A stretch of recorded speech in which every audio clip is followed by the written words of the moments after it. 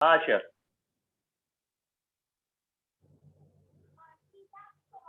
हम खुदा का शुक्र करते हैं कि वो हमारी दुआओं को उसने पहले भी सुना है, आज भी सुन रहा है और आगे भी उसने हमारी दुआएं सुन ली हैं।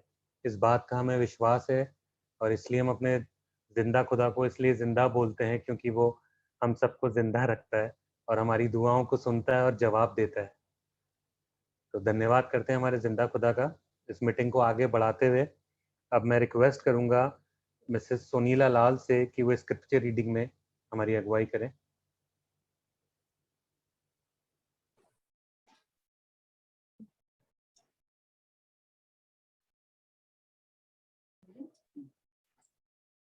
आइए हम बाइबल में से पढ़ेंगे रोमियो की पत्री, उसका 12 अध्याय, उसकी पहली और दूसरी आयत। रोमियो की पत्री उसका 12 अध्याय 1 से 2। यहाँ इस प्रकार लिखा है, इसलिए हे भाइयों, मैं तुमसे परमेश्वर की दया स्मरण दिलाकर विनती करता हूँ कि अपने शरीरों को जीवित और पवित्र और परमेश्वर को भागता हुआ बलिदान करके चढ़ाओ। यही तुम्हारी आत्मिक सेवा है। इस संसार के सदृश ना बनो, परंतु तुम्हारे मन के नए हो जाने से तुम्हारा चाल चलन भी बदला जाए, जिससे तुम्हारे परमेश्वर की भली और भावती और सिद्ध इच्छा अनुभव से मालूम करते रहो। परमेश्वर अपने वचन के पढ़े और सुने जाने पर आशीष दे। आमीन।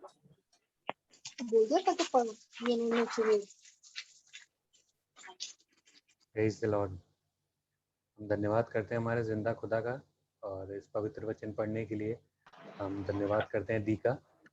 अब इस मीटिंग में आगे चलते हुए मैं रिक्वेस्ट करूंगा मिस्टर अनुराग लाल से, हमारे निक्कू जीजा से, कि उन्हें प्रभु ने जो अगुवाई करी है वो हमारे बीच में बांटें और जैसे आज तक वो अपने वचन से हमें आशीषित करते आए हैं, एक बार और करें। Praise the Lord. Thank you.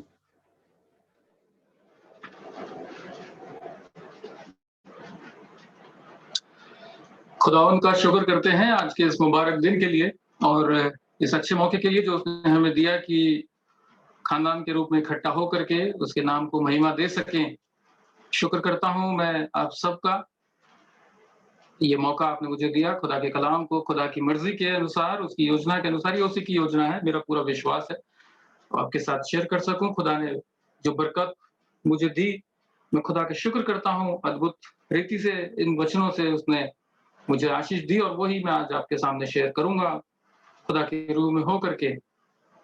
आइए अपने दिलों को आज के जिंदा कलाम के लिए तैयार करें।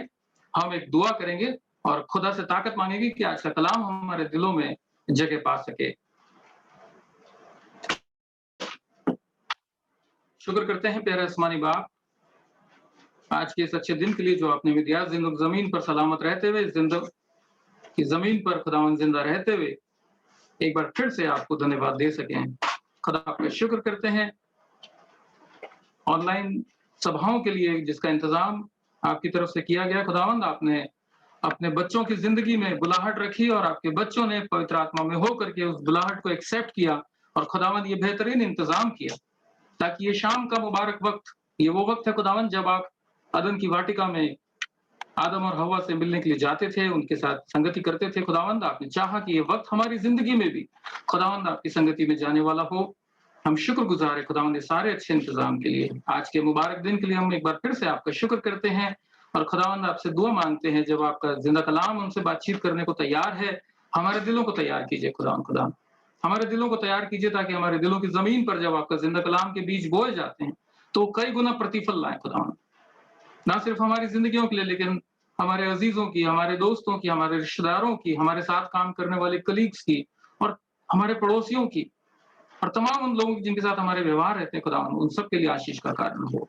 खुदावन, मैं अपने आप को भी आपके हाथ में देता हूँ खुदावन। खुदा, कोई लियाकत कोई खूबी नहीं थी लेकिन आपने चुना। मैं आपका बहुत शुक्र करता हूँ प्यारे खुदावन, जो मौका आपने दिया मैं आपका बहुत धन्यवाद देता हूँ। मैं धन्यवाद देता हूँ पिता परमेश्वर इस अद्भुत वचन के लिए जो आज आपने दिया खुदावन खुदा।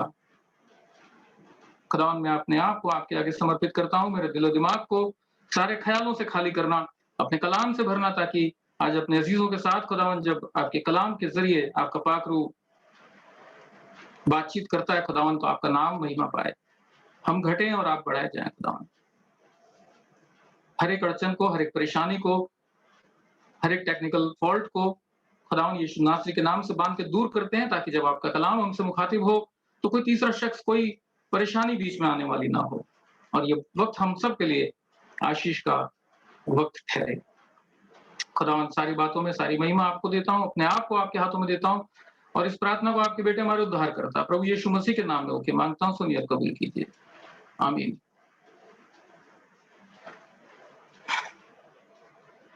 खुदा का शुक्र करते हैं आज के इस अच्छे दिन के लिए, अच्छे वक्त के लिए, और मेरी आवाज आप तक पहुंच रही है, ये मुझे विश्वास है। अगर किसी वजह से आवाज अगर ब्रेक होती है या कोई व्यवधान आता है, आप तुरंत बता दीजिए ताकि उसको दूर किया जा सके। लेकिन खुदा, हमारा विश्वास है, हमने दुआ करी, खुदा किसी भी परेशानी से हमको बचाएगा और हम उसके वचन की रोशनी में अपनी रूहानी जिंदगी में एक कदम और आगे बढ़ सकेंगे।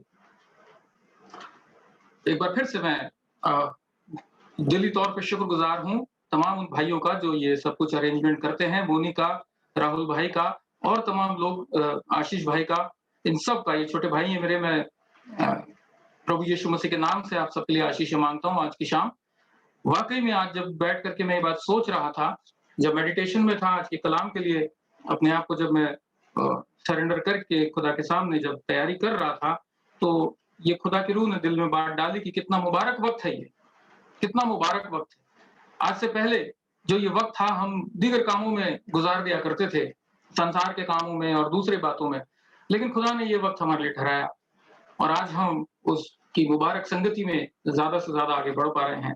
हम खुदा उनका शुक्र करते हैं, आप सबके शुक्रगुजार हैं, परिवार के लिए धन्यवादित हैं, जितने जन जुड़ते हैं, खुदा सबको बहुतायत के साथ बरकत दे। जितने जन खुदा का कलाम शेयर करते हैं, अद्भुत रीति से अपनी जिंदगियों को सरेंडर करते हुए खुदा के रूह के अंदर होकर के उसके रेवलेशन को रिसीव करके हमारे साथ बांटते हैं, खुदा उन सबको बहुतायत के साथ बरकत दे।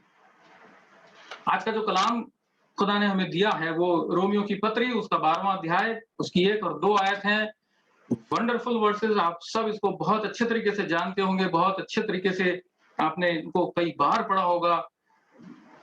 मोस्ट ब्यूटीफुल कहना चाहिए कि जो पौलुस ने अपनी पत्रियां जितनी भी लिखी उन सब में जो रोमन्स को जो लेटर लिखा है, उसके अंदर जो रेवलेशन खुदा ने अपने बच्चे को दिए, पौलुस को दिए हैं, वंडरफुल, बहुत ही बेहतरीन, बहुत ही बेहतरीन, खास तौर से उनके लिए जो विश्वास में आते हैं और आगे बढ़ते हैं। और ये जो 2 आयतें हैं, जो मेरा कंक्लूजन है, जो मेरी समझ है, वो ये है कि एक नए जन्म पाए हुए इंसान या बॉर्न अगेन क्रिश्चियन के लिए उसके जिंदगी का निचोड़ है ये 2 आयतें। और खुदा का रूह जब बुलवाने पे आता है तो इन 2 आयतों पे कई घंटे तक बोला जा सकता है। बहुत गहरा, कहना चाहिए गहरा समुद्र है ये 2 आयतें, और इसमें कई मोती हैं।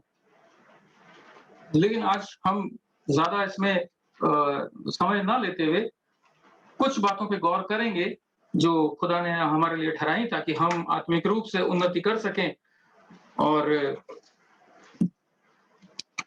2 सवाल यहाँ पर पैदा होते हैं, वो आज हमको गौर करने हैं, उन सवालों के उत्तर हमको खुदा के कलाम में से ढूंढने हैं।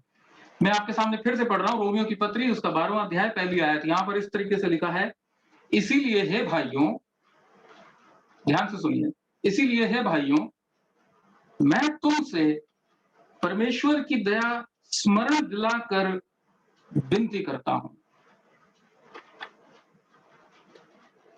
मैं तुमसे परमेश्वर की दया स्मरण दिलाकर विनती करता हूं। पौलुस कह रहा है कि मैं तुमसे परमेश्वर की दया स्मरण करा के ये विनती करता हूं। और आगे जो विनती उसने करी है वो बहुत गहरी है, बहुत बड़ी बातें उसके अंदर छुपी हैं। लेकिन आज हम स्टार्टिंग इसकी समझने की कोशिश करेंगे कि पौलुस ने ये क्यों लिखा, ये क्यों लिखा। खुदा जब ये वचन दिया और जब मैं इसको पढ़ने बैठा तो जो पहला सवाल आया वो यही आया, और जो आज 2 सवाल हम गौर करेंगे वो ये दो सवाल सिर्फ इसी एक लाइन पे डिपेंड है, इसी लाइन पे बेस्ड हैं दोनों क्वेश्चन। पहला क्वेश्चन ये है कि पौलुस कहता है कि मैं तुमसे परमेश्वर की दया स्मरण दिलाकर, पहला क्वेश्चन कि परमेश्वर की कौन सी दया, परमेश्वर की कौन सी दया पौलुस स्मरण दिलवा रहा है। और दूसरा क्वेश्चन, पौलुस ये क्यों कर रहा है, क्यों कह रहा है कि मैं परमेश्वर की दया स्मरण दिलाकर तुमसे विनती कर रहा हूं, ऐसा क्यों कह रहा है पौलुस। सीधा भी कह सकता था, स्ट्रेट अवे कह सकता था, स्ट्रेट फॉरवर्ड वो कह सकता था कि हे विश्वासियों, अपने शरीरों को जीवित, पवित्र और परमेश्वर को भावता हुआ बलिदान करके चढ़ाओ, यही तुम्हारी आत्मिक सेवा। सीधा भी कह सकता था वो। He could have wrote this thing clearly कि आपके लिए ये आत्मिक सेवा है, लेकिन उसने उसके पहले एक लाइन जोड़ी और वो ये है कि मैं तुमसे परमेश्वर की दया स्मरण करा कर। तो आज हम दो सवालों पे गौर करेंगे और सिर्फ इस एक लाइन पे खुदा का कलाम आज हमसे बात करेगा। पौलुस ने कौन सी दया, परमेश्वर की वो कौन सी दया है जो हमको स्मरण करने के लिए कहा है, जिसका वास्ता उसने दिया, जिसका वास्ता उसने दिया कि इस वास्ते तुम खुदा के लिए ये करो, उसकी दया तुम्हारी जिंदगी, कौन सी दया है, पहला सवाल। और दूसरा, ऐसा क्यों किया। पहला सवाल हम चलेंगे, अगर भजन संहिता 116 का 12 पढ़े तो वहां पर भजनकार लिखता है कि जो परमेश्वर ने मुझ पर उपकार किए हैं उसका बदला मैं उसको क्या दूं। भजन 116 के 12 में लिखा कि जो परमेश्वर ने मेरे उपकार किए हैं उसका बदला मैं उसको क्या दूं। उसका जवाब इस आयत में हमको मिलता है, रोमियो की पत्री उसका 12वां अध्याय और पहली आयत।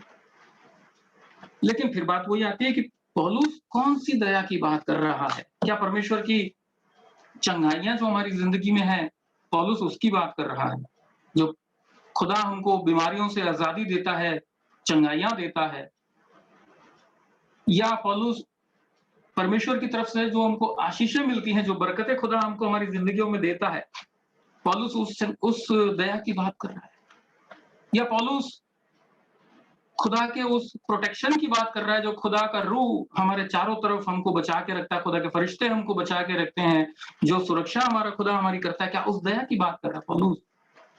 या जो शांति खुदा हमको देता है हमारे दिलों में, जो सुकून हमको देता है, उस दया की बात कर। हाँ, ये दया है, ये भी परमेश्वर की दया है। परमेश्वर की चंगाइयां, उसकी आशीषें, उसकी सुरक्षा, उसकी शांति, ये खुदा की दया है वाकई।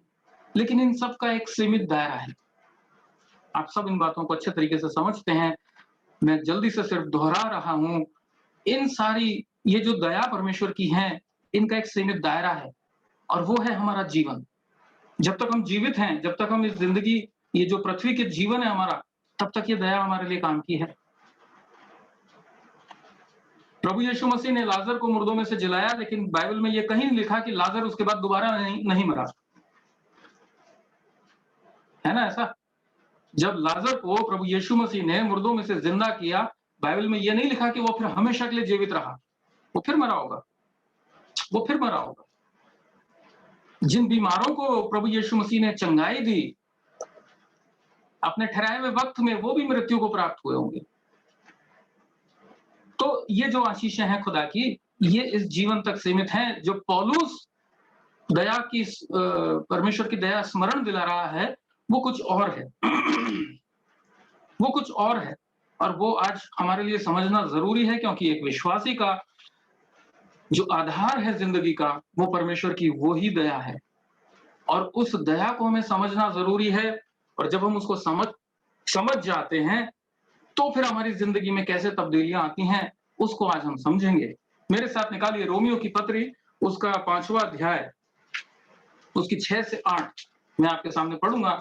रोमन्स चैप्टर 5 वर्ड से 6 to 8। परमेश्वर की वो कौन सी दया है जो पौलुस हमको रिमाइंड कर रहा है। यहां पर इस तरीके से लिखा है, क्योंकि जब हम निर्बल ही थे तो मसीह ठीक समय पर, क्योंकि जब हम निर्बल ही थे मसीह ठीक समय पर भक्तिहीनों के लिए मरा। 7वीं आयत, किसी धर्मी जन के लिए कोई मरे यह तो दुर्लभ है, परंतु हो सकता है कि किसी भले मनुष्य के लिए कोई मरने का साहस करे। पौलुस कह रहा है कि किसी अच्छे इंसान के लिए कोई अपनी जान दे दे, ये it is very rare, but फिर भी हो सकता है कि कोई अच्छे इंसान के लिए अपने आप को कुर्बान कर दे। It is possible. 8वीं आयत क्या कहती है, 8वीं आयत में क्या कह रहा है, परंतु परमेश्वर हम पर अपने प्रेम की भलाई इस रीति से प्रकट करता है कि जब हम पापी ही थे तभी मसीह हमारे लिए मरा।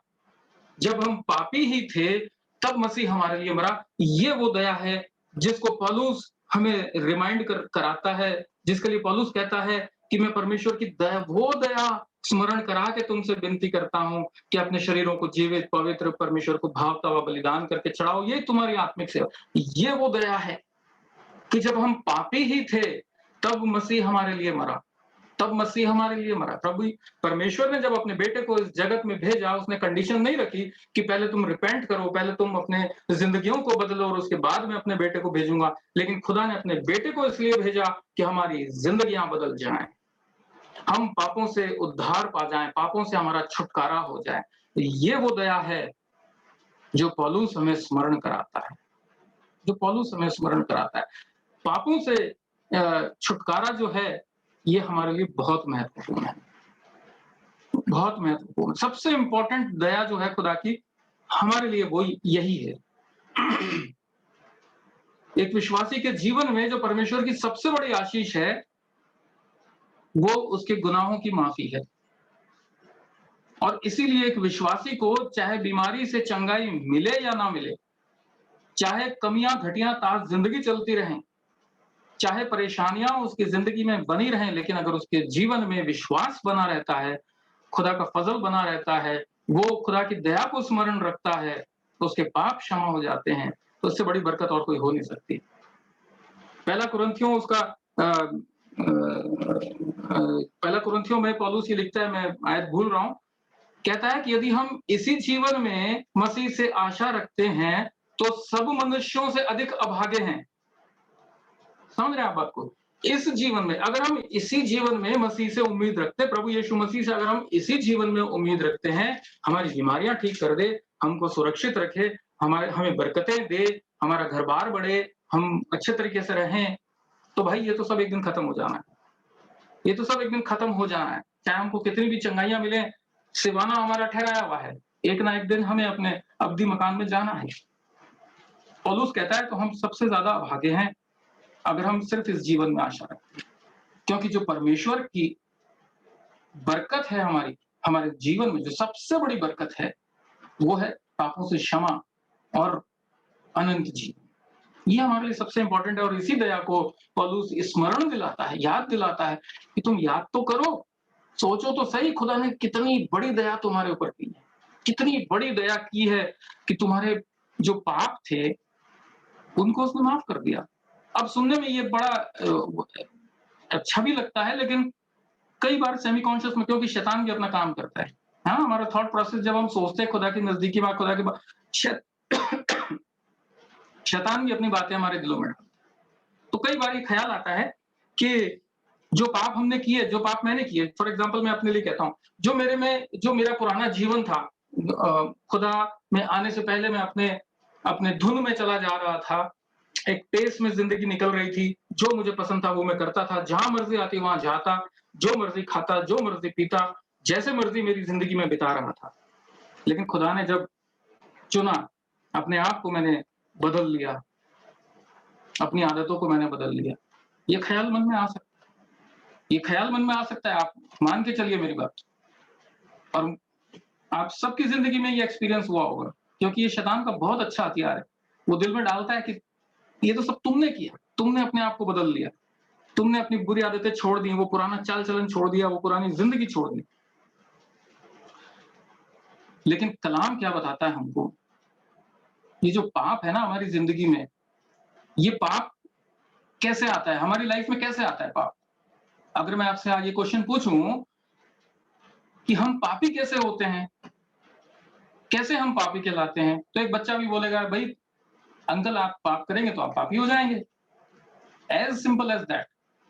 हाँ, अगर पूछें आपसे कि इंसान पापी कैसे होता है, पाप करने से पापी होता है। बाइबल लेकिन हमें अलग बताती है, बाइबल हमें अलग बात बताती है। एक पापी होने के लिए पाप करना जरूरी नहीं है। हो सकता है आपको मेरी बात बहुत अनोखी लग रही हो, लेकिन क्योंकि मुझे भी बहुत अनोखी लगी जब खुदा के रूह ने मुझसे ये बातें करी। जब ये बातें जब खुदा की रूह ने मुझसे करी तो मुझे भी बहुत अनोखी लगी और कई कंसेप्ट क्लियर कर दिए खुदा बाप ने, कई गलतफहमियां दूर कर दी खुदा की रूह ने, कई बातें खुदा ने दूर कर दी, गलतफहमियां जो थी दिल में दूर कर दी। पापी होने के लिए पाप करना बाइबल के अनुसार जरूरी नहीं है, बिना पाप किए भी हम पापी हैं। अगर आप भजन संहिता उसका चैप्टर 51 आप निकालें मेरे साथ और उसकी 5वीं आयत अगर आप पढ़ेंगे तो दाऊद वहां पे क्या लिखता है, भजन संहिता 51 चैप्टर और उसकी 5वीं आयत। यहाँ पर ये वो वक्त है जब दाऊद ने गुनाह किया, जिना व्यभिचार किया और उसकी कीमत उसको अपने बेटे की जान देके चुकानी पड़ी। उसका बेटा जो था वो मर गया और जब ये हो गया तब उसको बताया गया दाऊद को कि ये क्यों हुआ और तब उसको समझ में आया कि ये मेरे गुनाह का नतीजा निकला। लेकिन भजन संहिता 51 के 5 में दाऊद क्या कह रहा है, मैं आपके सामने पढ़ता हूं। दाऊद कह रहा है खुदा से दुआ में, देख मैं अधर्म के साथ उत्पन्न हुआ। दाऊद कह रहा है कि मैं अधर्म के साथ उत्पन्न हुआ और पाप के साथ अपनी माता के गर्भ में पड़ा। पाप के साथ अपनी माता के गर्भ में पड़ा। तो वही कहां पाप किया उसने तो पाप किया ही नहीं, लेकिन वो तो जन्म से ही पापी हो गया। और ये सिर्फ दाऊद के लिए नहीं है, ये पूरी मनुष्य जाति के लिए है। पूरी मानव जाति, जिस इंसान ने अपनी मां के पेट से जन्म लिया, बाइबल बताती है ये हर एक उस इंसान के लिए एप्लीकेबल होता है। तो जो पाप हमने किया ही नहीं वो हमारे अकाउंट में पहले ही ऐड हो जाता है, इससे पहले कि हम पैदा हों। आप समझिए इस बात की गहराई को। जब हम अपनी मां के पेट से जन्म लेते हैं उससे पहले ही हमारे अकाउंट में एक सिन, एक पाप डेबिट हो जाता है, ऐड हो जाता है। और इसीलिए बाइबल बताती है कि इस पापमय स्वभाव में हम पैदा होते हैं। सिनफुल नेचर हमको अपने डीएनए में मिलता है, हमारे डीएनए में वो नेचर आ जाता है। और इसीलिए चाहे हम कितना भी एफर्ट लगा लें, हम कितनी भी कोशिश कर लें, अपनी बुरी आदतों को कितना भी छोड़ दें, अपनी पुरानी जिंदगी को कितना भी छोड़ दें, ये सिंफुल नेचर जो हमारे दिल में रहता है वो हमारा पीछा नहीं छोड़ता। बाइबल बताती है, दाऊद कह रहा, खुदा का अभिषेक दास वो कह रहा है कि मैं अधर्म के साथ उत्पन्न हुआ और पाप के साथ अपनी माता के गर्भ में। अब इसका क्या सॉल्यूशन है? अब क्या करें इसका? जो गुनाह मैंने किए उसको तो मैं छोड़ दूंगा, अपनी जो पुरानी जिंदगी थी उसको भी मैं छोड़ दूंगा, नए जीवन में आ जाऊंगा, लेकिन उस पाप का क्या करूं जो मेरे साथ जुड़ा हुआ है जन्म से। और यही वो बात है जो हमें ये बताती है कि जब पाप से अगर हमें अलग होना है, नए जीवन में जाना है, हम अपने एफर्ट से, अपने प्रयासों से, अपनी कोशिशों से हम ये नहीं कर सकते। अगर हम कर भी लेंगे, अपने आप को कुछ समय के लिए बदल भी लेंगे, लेकिन जैसे ही लाइफ में सर्कमस्टेंसेस आएंगे, जैसे ही सिचुएशंस आएंगी, वो हमारा पापमय जो स्वभाव है वो फिर हमें मजबूर करेगा इन कामों में गिरने के लिए, उन्हीं पुरानी बातों में गिरने के लिए, उन्हीं पुरानी बातों में।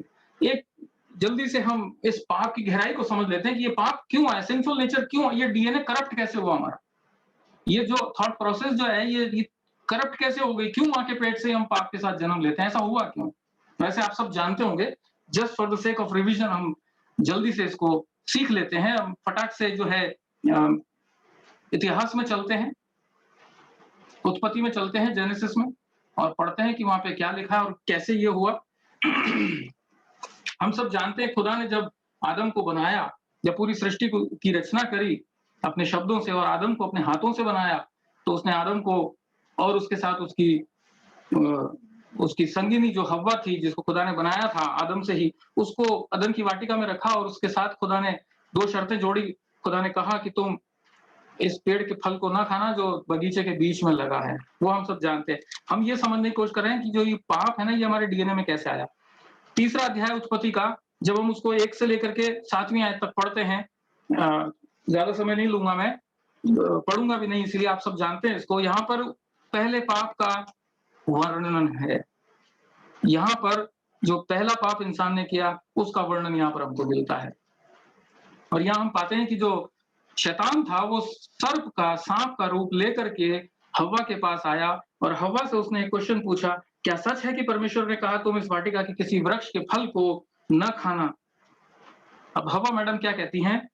स्त्री ने सर्प से कहा, इस वाटिका के वृक्षों के फल हम खा सकते हैं, पर जो वृक्ष वाटिका के बीच में है उसके फल के विषय में परमेश्वर ने कहा है कि ना तो तुम उसको खाना और ना उसको छूना।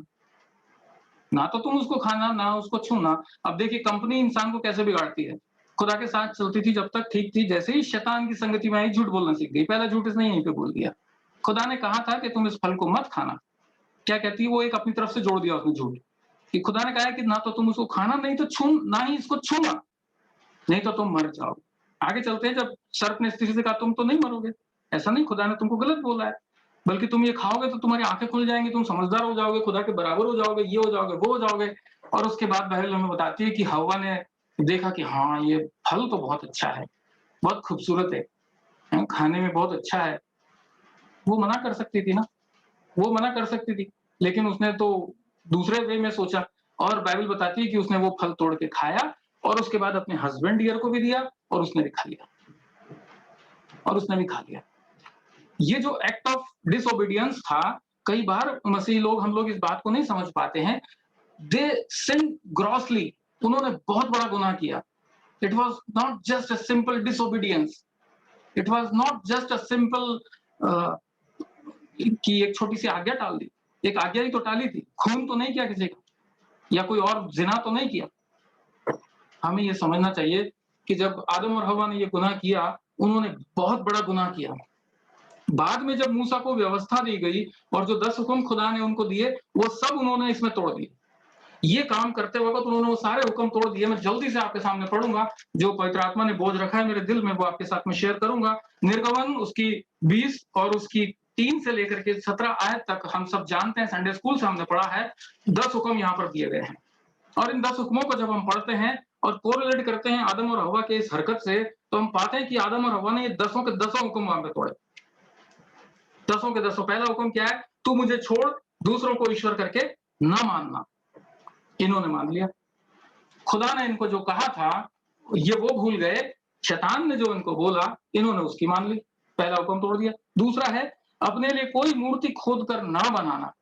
अब मूर्ति तो नो डाउट इन्होंने नहीं बनाई, लेकिन जब हम बाइबल पढ़ते हैं तो पहला शमूएल उसका 15 के 23 में लिखा है, जिद करना, आज्ञा को तोड़ना, ये मूर्ति पूजा के बराबर है। पहला शमूएल 15 के 23 में आप कभी भी पढ़ सकते हैं, जब भी आपको वक्त मिले। वहां पर लिखा है हट करना ग्रह देवताओं और मूर्तियों की पूजा के बराबर है। इन्होंने जिद करी, इन्होंने हट करी, इन्होंने आज्ञा का उल्लंघन किया, मूर्ति पूजा के बराबर। दूसरा हुक्म तोड़ा। तीसरा, तू अपने परमेश्वर का नाम व्यर्थ ना लेना। अब ये हवा मैडम से जब शैतान ने सवाल पूछा था कि खुदा ने तेरे को मना किया क्या खाने के लिए, तो व्यर्थ में क्या बोलती है कि खुदा ने कहा है कि ना तो तुम इसे खाना, ना इसे छूना। खुदा का नाम व्यर्थ। तीसरी आज्ञा तोड़ी। चौथा, तू विश्राम दिन को पवित्र मानने के लिए, अब खुदा ने 7वें दिन को विश्राम दिन ठहराया। इन्होंने अपने इस डिसोबीडियंस से पूरे सिस्टम को बिगाड़ दिया, पूरे सिस्टम को बिगाड़ दिया। उस विश्राम दिन के सिस्टम को भी इन्होंने बिगाड़ दिया। चौथा हुक्म तोड़ा।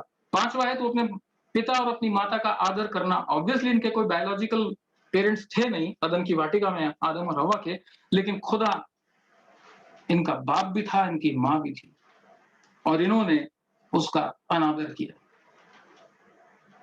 दे रिजेक्टेड दी, कहना चाहिए कि जो खुदा की जो बात थी उसको इन्होंने रिजेक्ट कर दिया। तो इन्होंने पांचवा हुक्म भी तोड़ दिया। छठा, तो खून ना करना। हवा ने आदम का खून किया जब उसने उसको बहकाया, और इन दोनों ने मिलकर परमेश्वर के विश्वास का खून किया। छठा हुक्म भी तोड़ दिया। सातवां, तू व्यभिचार ना कर रहा। व्यभिचार जो है ये, अब आप यूं समझिए कि किसी चीज की दिल में इच्छा करना है, किसी ऐसी चीज की जो आपको अलाउड नहीं है, वो आप दिल में इच्छा करना। इन्होंने किया, हवा ने किया। जब शैतान ने उसको आजमाइश डाली, हवा ने किया, और इस तरीके से ये हुक्म भी तोड़ दिया। चोरी ना करना, इन्होंने चोरी करी, खुदा से छुप के ये काम किया। मैं जल्दी से आगे बढ़ रहा हूं क्योंकि समय कम है। तू किसी के विरुद्ध झूठी साक्षी ना देना, एक दूसरे के खिलाफ इल्जाम लगाए। जब खुदा ने आके इनसे हिसाब मांगा कि तुम कहां हो, एक दूसरे के ऊपर बातें डालने लगे, इसने मुझे बहकाया, उसने कहा इसने मुझे बहकाया, फलाना ऐसा नहीं तो वैसा। झूठी साक्षी। और 10वां, तो किसी के घर का लालच ना करना। तो किसी के घर का लालच ना करना, मतलब इन्होंने लालच भी किया। तो इस तरीके से जब आदम और हवा ने गुनाह किया, तो इन्होंने सिर्फ एक डिसोबीडियंस, एक छोटा-सा कोई मामूली सा इनोसेंट सा गुनाह नहीं किया, इन्होंने बहुत बड़ा गुनाह किया और इन्होंने पूरी व्यवस्था को, पूरे लॉ को उन्होंने एक एक्ट से तोड़ दिया। और ये जो गंभीर और इतना गहरा गुनाह था, इसने जो इनकी संगति खुदा के साथ थी, इसको सेपरेट कर दिया हमेशा के लिए और इनके थॉट प्रोसेस को डिफेक्टिव कर दिया, करप्ट कर दिया। और इस तरीके से आप कह लीजिए कि जो इंसान की जाति थी, उसका डीएनए जो है ना करप्ट हो गया, खराब हो गया, माइंड में इनके से घुस गया। और उसके बाद बाइबल बताती है, जब हम आगे पढ़ते हैं, उत्पत्ति में ही हम जब आगे चलते हैं तो पाते हैं कि खुदा ने 6ठी आयत में, उत्पत्ति 6 के 5 में खुदा ने नीचे देखा जमीन पर, तो क्या देखा कि मनुष्यों की बुराई पृथ्वी पर बहुत बढ़ गई और उनके मन के विचार में जो कुछ उत्पन्न होता है वो निरंतर बुराई होता है। निरंतर बुराई होना शुरू हो गया इंसान के। क्यों हो गया? शैतान तो सिर्फ अदन की वाटिका में बहकाने आया था, उसके बाद क्यों बुरा करने लगे ये लोग? क्योंकि इनके जो डीएनए था, जो नेचर था, वो सिंफुल हो गया। और वही चीज आगे बढ़ती गई, इंसान पैदा होता, पाप करता, बलिदान चढ़ाता पाप के लिए, घूम के फिर वापस वही पाप करता, फिर बलिदान चढ़ाता, फिर पाप करता, और इसी चक्र में इंसान की जिंदगी उलझती गई और इंसान मरता गया और मरता गया। और यही इसी कड़ी में दाऊद भी इस बात को कन्फेस करता है कि अधर्म के साथ हम उत्पन्न होते हैं, पाप के साथ अपनी माता के गर्भ में हम पड़ते हैं।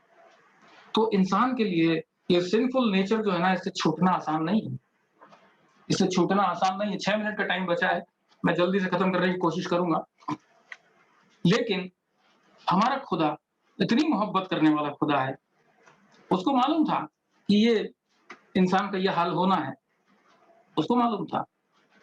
लेकिन खुदा ने वो चाहता तो पूरी सृष्टि को खत्म करके अपने लिए एक नई, पूरी कायनात को जड़ से खत्म करके अपने लिए एक नई सृष्टि बना लेता।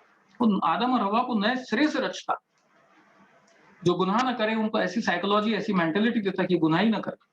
लेकिन खुदा ने ये नहीं किया। उसने अपने हाथ की बनाई हुई रचना से प्यार किया और हम जानते हैं कि उसने क्या करा। हम जानते हैं उसने क्या करा।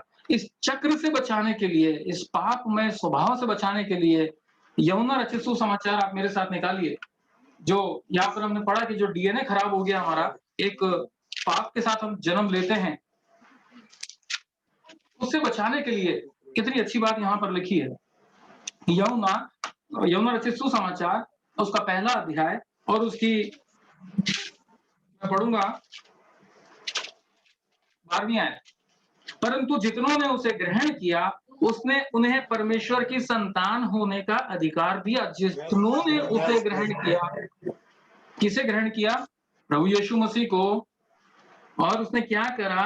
परमेश्वर की संतान होने का अधिकार दिया। फिर अर्थात उन्हें जो उसके नाम पर विश्वास रखते हैं, जो खुदा पर, प्रभु यीशु मसीह पर विश्वास रखते हैं, उन्हें परमेश्वर की संतान होने का हक दिया। अब अगली आयत में देखिए, जो सिंफुल नेचर से छुटकारा है ना, वो यहाँ पर छुपा है। 13वीं आयत, वे ना तो लहू से, ना शरीर की इच्छा से, ना मनुष्य की इच्छा से, है ना, वो अधर्म जिसके साथ हम माँ के गर्भ में पड़े, वो पाप जिसके साथ हम पैदा हुए, यहाँ सब कुछ धुल गया, सब कुछ साफ कर दिया। लिखा है कि वे ना तो लहू से, ना शरीर की इच्छा से, ना मनुष्य की इच्छा से, परंतु परमेश्वर से उत्पन्न हुए। परंतु परमेश्वर से उत्पन्न। ये है परमेश्वर की दया, ये है हमारे खुदा का रहम। उसने हमारे नेचर को बदल दिया। जो करप्ट हुआ था अदन की वाटिका में, हमारे आदि पिता, आदि माता ने जो करप्ट किया था हमारे थॉट प्रोसेस को, हमारे विचारों को, जिस विचार के साथ हम पैदा होते हैं। एक छोटा बच्चा, 3 मिनट है, एक छोटा बच्चा 1.5-2 साल का, उसको अगर आप कहें कि बेटा ये फॉर एग्जाम्पल शक्कर पड़ी है सामने, इसको मत खाना नहीं तो पेट खराब हो जाएगा, और जैसे ही वहां से जाते हैं हम और बच्चा मौका मिलते ही उसमें से शक्कर उठा के मुंह में डालेगा, और जब आकर के उससे पूछेंगे कि तूने शक्कर खाई, तो भले ही मुंह में शक्कर भरी हो, वो क्या करेगा? वो एक बार कहेगा कि नहीं खाई। किसने सिखाया उसको? किसने सिखाया उसको? अभी सिस्टर बता रही थी कि झूठ बोलने के ऊपर जब वो मैसेज दे रही थी, उसमें उन्होंने बहुत अच्छे तरीके से बताया, हम अपने बच्चों को गाइड करते हैं, बिल्कुल सही बात है, हम अपने बच्चों को गाइड करते हैं, हम अपने बच्चों को गलत काम सिखाते हैं कई बार। लेकिन कई बार आप इस बात को नोट कीजिए, छोटे बच्चे जो मासूम हैं, वो भी झूठ बोल देते हैं। वो कैसे होता है? वो ये सिंफुल नेचर है जो अपने पेट से लेकर के वो पैदा, जो नेचर जो अपने अंदर लेकर के वो पैदा होते हैं, है ना? और खुदा हमको इससे आज़ादी देता है और ये हमारे लिए बहुत ज़रूरी है, क्योंकि इस चीज़ को अगर हम नहीं समझेंगे, तो हमारा सिंफुल नेचर नहीं बदलेगा। वो हमारा पापमय स्वभाव जो है ना, वो बदलेगा नहीं। और जब तक वो स्वभाव नहीं बदलेगा, हम कितना भी रिपेंट कर लें, हम कितना भी नए हो जाने की कोशिश करें, हम कितना भी नए जीवन में जाने की कोशिश करें, जो दूसरा हिस्सा हम पढ़ेंगे, जो दूसरा अभी सवाल है, उसके ऊपर हमें गौर करना है। मैं 10 मिनट और लूँगा आपके अभी लॉगिन करने के बाद। उसके ऊपर जब हम गौर करेंगे, तो हम पाएँगे कि ये क्यों ज़रूरी है। Why it is necessary. पहला सवाल था, कौन-सी दया परमेश्वर की स्मरण करा रहा है पौलुस? क्यों नहीं उसने सीधा-सीधा कह दिया कि हे विश्वासियों, तुम अपने शरीरों को जीवित और पवित्र और परमेश्वर को भावता हुआ बलिदान करके चढ़ाओ, यही तुम्हारी आत्मिक सेवा। पौलुस ने क्यों नहीं सीधा कहा ये? क्यों खुदा की रूह ने उससे ये बुलवाया कि नहीं तू लिख कि मैं तुमको परमेश्वर की दया स्मरण दिलाकर ये विनती करता हूं। हमने सीख लिया कौन सी दया? ये खुदा की वो दया है जो हमें हमारे सिंफुल नेचर से आजादी देती है। और यकीन जानिए, बिना खुदा के, बिना प्रभु यीशु मसीह के लहू के, हम इस सिंफुल नेचर से आजाद नहीं हो सकते, नहीं हो सकते। दूसरा सवाल यह है कि ये क्यों आवश्यक था? इस पे गौर करने के लिए मैं रिक्वेस्ट करूंगा कि हम लॉगिन कर लें वापस से, क्योंकि 1 मिनट का समय रह गया है ना?